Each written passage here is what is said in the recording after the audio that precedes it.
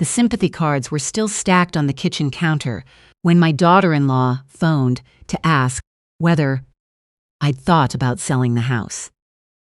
Gloria had been gone 3 weeks, 22 days, to be precise. I was still waking up at 5:30 every morning, rolling toward her side of the bed out of 41 years of habit, before the ceiling reminded me. "We've been talking," my daughter-in-law said, and I noticed she did not say "we've been worried about you" or "how are you sleeping" or "can we bring you dinner sometime?" Just, "We've been talking." The way a company says it before a restructuring. "Your son and I think the house is too much for one person. 4 bedrooms, all that yard, and honestly, the market right now." I set the phone on the counter, face up, and looked out the window at the backyard. The garden was Gloria's. 40 feet of raised beds along the fence, the tomato cages still standing from last September, everything brown and quiet under the November sky. She'd never see spring in that garden again. I wasn't sure I wanted to either. "Are you still there?" my daughter-in-law asked. "I'm here," I said. "Let me think about it." That was a lie. I was 63 years old and I had just buried my wife, and I was not ready to think about anything except getting through the day without falling apart in the cereal aisle of the grocery store. But it seemed easier than saying all of that. "I'm glad you're here. Stay with me until the end. And if any of this sounds familiar, drop your city in the comments." They came for dinner the following Sunday. My son brought wine, a bottle of Ontario Red, the kind Gloria would have loved, and my daughter-in-law brought a folder. I noticed the folder the moment she set her bag down on the hallway bench. A thick manila folder, the kind that suggested paperwork had already been done. My son didn't look at me when I looked at him. We ate roast chicken, because I'd made roast chicken on Sundays my entire adult life, and I didn't know how to stop. My daughter-in-law talked about the housing market through most of the meal. Not directly. She was careful about that. She talked about a couple down her street who'd downsized last spring, how much they'd gotten for their bungalow, how they'd moved to a condo near Brampton, and seemed so much happier. The word happier did a great deal of work in that sentence. After dessert, she opened the folder. 3 pages inside. A market assessment from a real estate agent, not a name I recognized, which meant it wasn't someone from the neighborhood, which meant this had been arranged quietly. And a 1-page document outlining, in what I can only describe as corporate language, the transition plan they had in mind for me. I would sell the house. I would move into their spare room while we looked at suitable senior living options in the area. Any equity from the sale would be managed as a family to ensure my long-term stability. Managed as a family. I read those 3 words twice. "We know this is a lot," my son said. He had the look he'd had as a boy when he'd broken something and was hoping I wouldn't notice. "But we think it's the right move. The house costs money to run, and with the CPP and the survivor pension." "What do you know about the survivor pension?" I asked. A pause. My daughter-in-law answered. "We called Service Canada, just to understand the numbers." I looked at my son. He looked at the tablecloth. They had phoned the federal government to investigate my income before asking me how I was sleeping. I didn't say that aloud. I folded the papers back into the folder and slid it across the table. "I'll think about it," I said. That was the second lie I'd told in a week. I was getting better at them. I found the box 4 days later on a Thursday afternoon during the first real attempt I'd made at going through Gloria's things. It was at the back of her closet, behind her good winter coat, and a box of Christmas ornaments she'd been collecting since before we were married. A small cedar box about the size of a shoebox with a brass latch. Locked. I sat on the edge of the bed, holding it for a while. Gloria had always been the one in this marriage who remembered where things were kept. Keys, warranty documents, the children's school records. I was the one who lost things. She was the one who found them. I almost set the box aside for another day. Instead, I went around to her side of the dresser, crouched down, and felt along the underside of the frame. She'd said it once, years ago, in the middle of a conversation I'd mostly forgotten. If anything ever happens to me, check under my dresser. I'd laughed and said nothing was going to happen to her. She'd smiled and changed the subject. The key was taped there with masking tape, the small, careful kind she used to label everything in the pantry. Inside the box was a property deed, a letter from a Portuguese bank, a passbook, and a sealed envelope with my name written on it in Gloria's handwriting. The same handwriting I'd seen on grocery lists and birthday cards and the inside covers of books she'd given me for 40 years. My hands were not steady. I opened the envelope first. I needed to hear her voice before I could make sense of anything else. My darling, if you're reading this, I'm gone, and I'm sorry to have left you with so much to sort through.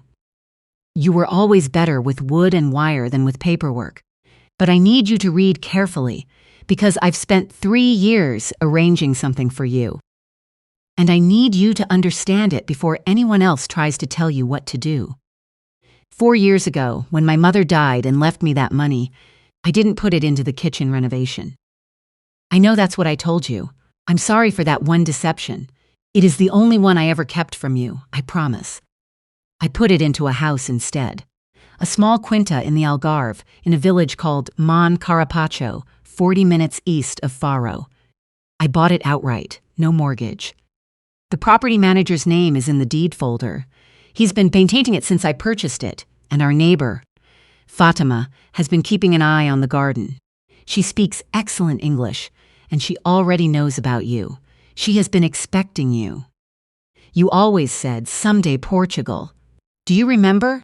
Every travel program, every dinner party where someone had just come back from Lisbon, you'd get that particular look.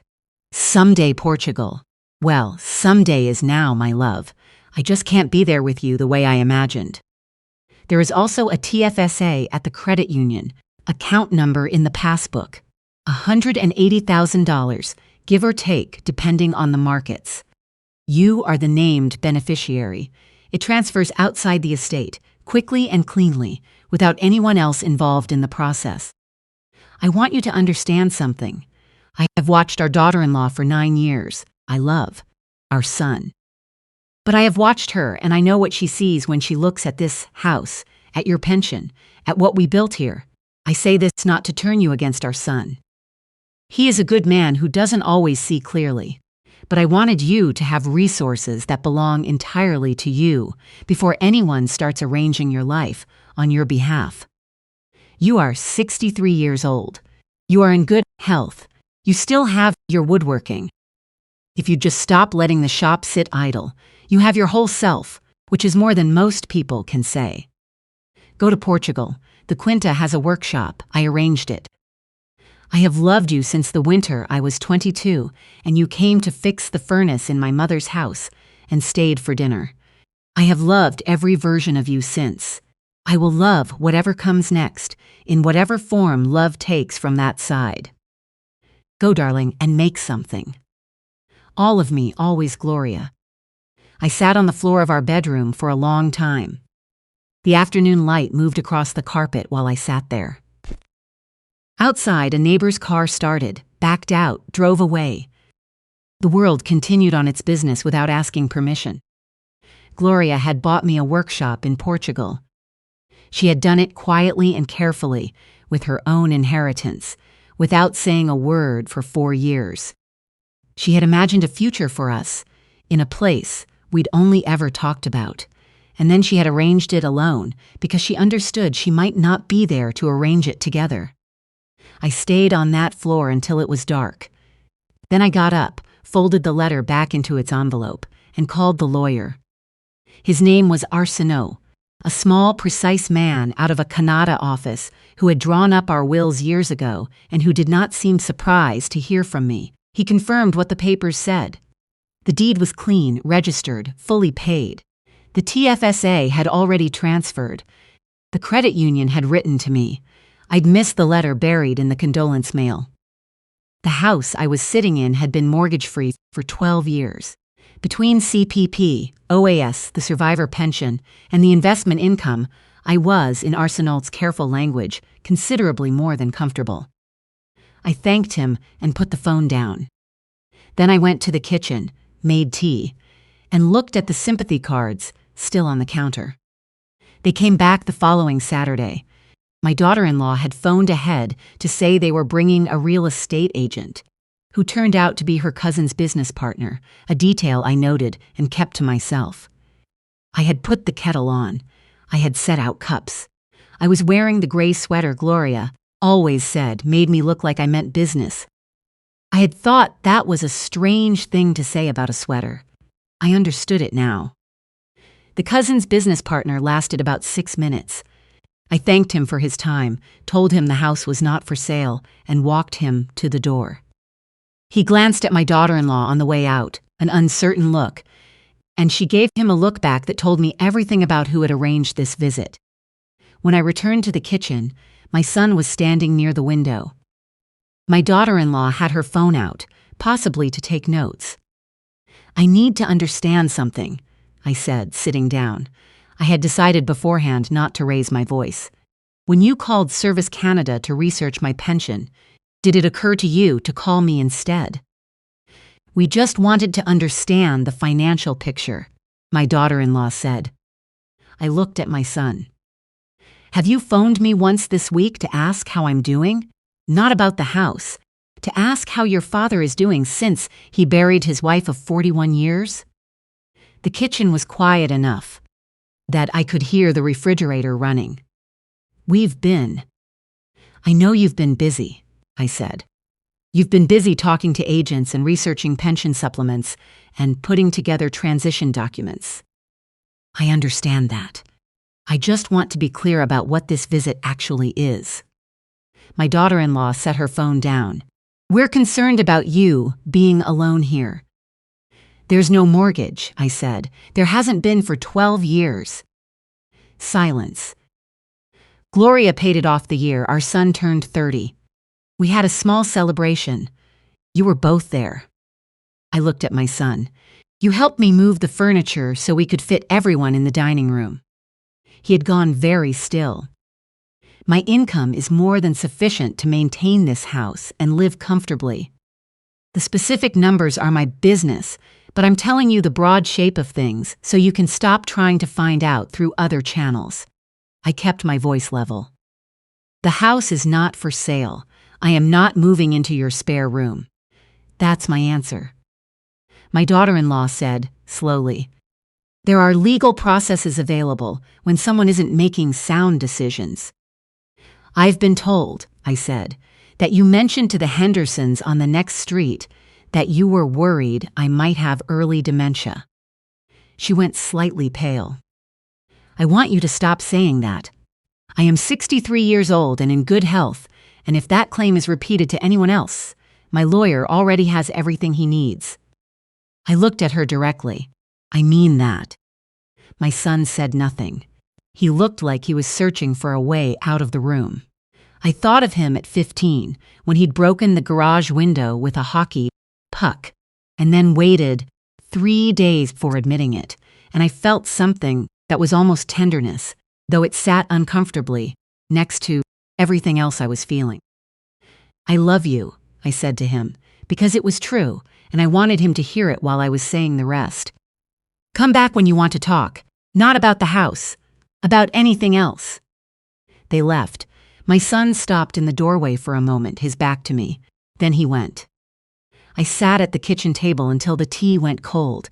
Then I went to look up flights to Faro.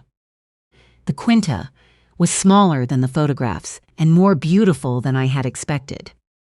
Stone walls the color of old paper. A courtyard with 3 orange trees and a fig that had gone slightly wild in one corner. A kitchen with blue tile and a single deep window facing south. And in the back, past the garden that Fatima had been tending all these months, a workshop. Concrete floor, good north light, proper ventilation. A workbench Gloria had arranged to have built, and pegboard on one wall, and 4 new chisels hanging in a row in their paper sleeves. I stood in that workshop for a long time. Then I sat down on the floor. It seemed to be becoming a habit, sitting on floors, and I cried. Properly cried, the way I hadn't let myself since the funeral, where I'd been too busy trying to hold myself upright in front of everyone. I cried for Gloria and for the workshop she'd built for me, and for the someday Portugal we were never going to have together, and for the orange trees she would never see. When I finished, I went inside and made coffee and sat in the courtyard in the November sun, which was warmer than an Ontario November had any right to be. A gate in the south wall opened, and a woman came through. She was perhaps 65, compact and efficient-looking, with silver hair and the kind of face that suggested she'd seen a great deal and remained sensible about most of it. "You are the husband," she said, in English that carried the particular warmth of the southern Algarve. "I am Fatima. I saw your light last night.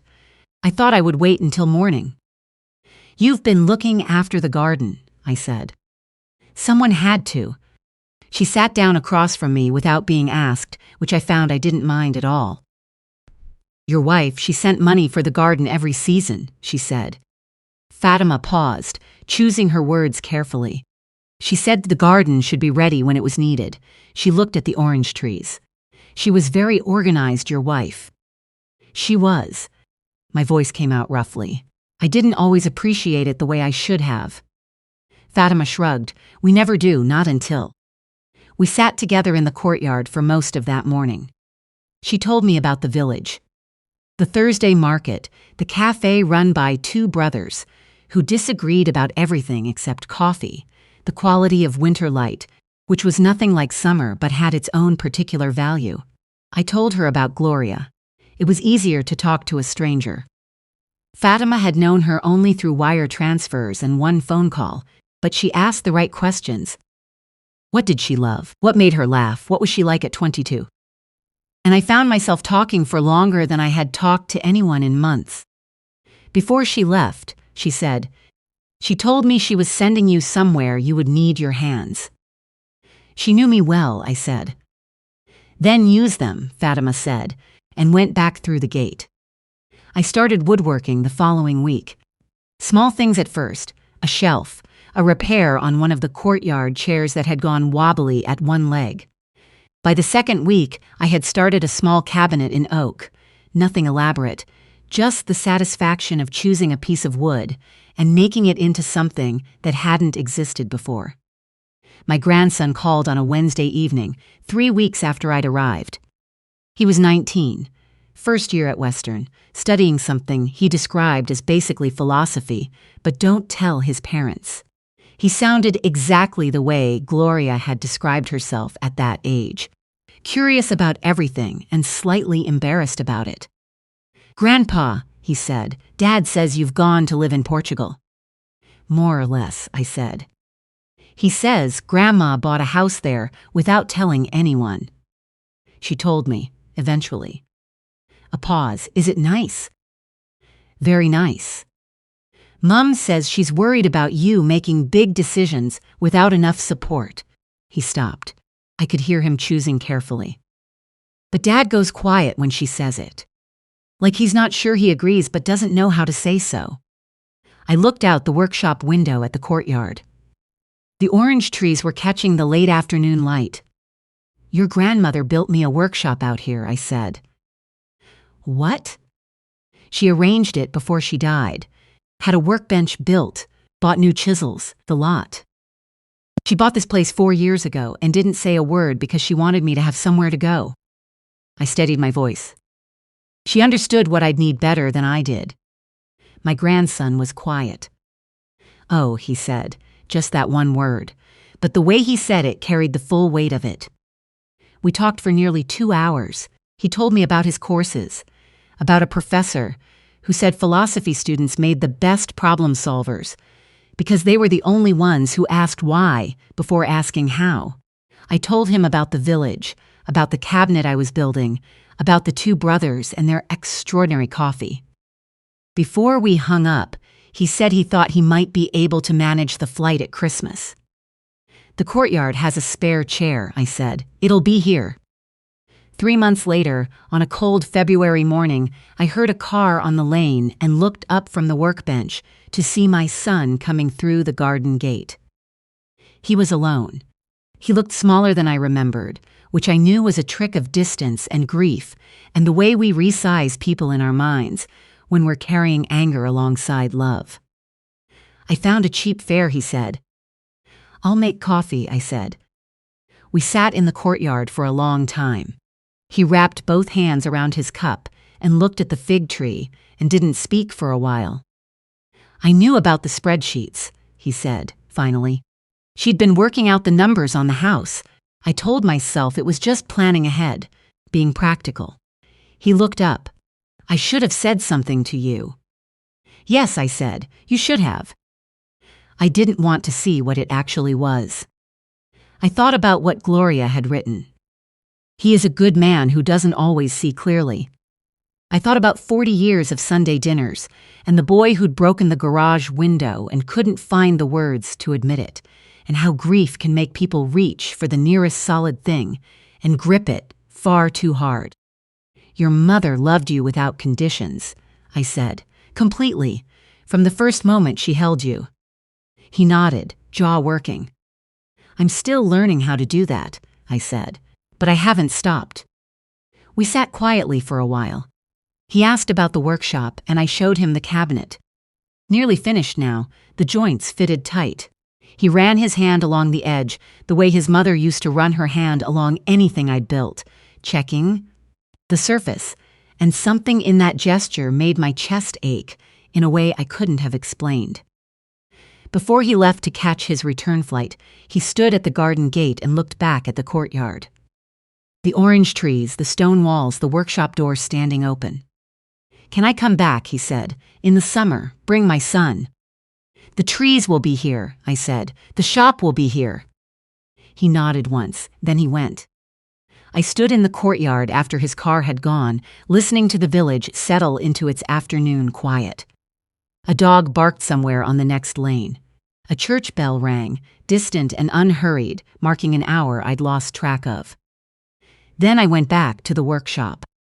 The cabinet was nearly finished, oak joints tight, drawer runners cut clean. I picked up the final piece, turned it over in my hands, felt for what still needed to be done. Gloria had bought this workshop for me. She had known, long before I did, that I would need somewhere to put my hands while my heart worked through what came next. She had seen it clearly when I couldn't see anything at all. My heart was still working through it. I expected it would be for some time. But the wood was in my hands, and the light was coming through the north window, the way good light always does in the morning. It does in the morning, steady and without opinion. And somewhere in the village, the two brothers were making coffee and disagreeing about how, and there was my own cup on the corner of the bench, gone cold, which I would drink anyway because Gloria always said I had no standards about cold coffee. She was right about that. She was right about most things. I set the wood down, picked up the chisel, and got back to work.